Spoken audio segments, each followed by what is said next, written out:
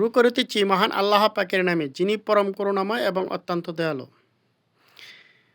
যে জামাতের এক নেতা বলতেছে, নেতা নাকি কর্মী না কি জানি না, বলতেছে যে আমাদের মিছিলে আসলে সোয়াব, আমাদের এখানে ভোট দিলে সোয়াব, আমাদের এখানে ভোট দিলে জান্নাতে যাইতে পারবেন, শিওর কোনো নিশ্চয়তা দিচ্ছে।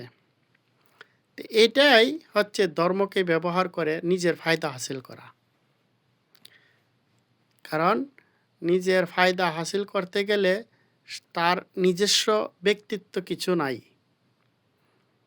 তার আছে কি? ধর্মকে ব্যবহার করে মানুষকে লেলিয়ে দেওয়া, ধর্মকে ব্যবহার করে নিজের স্বার্থ হাসিল করা। এই জন্যই তাদের থেকে সাবধান থাকতে হবে।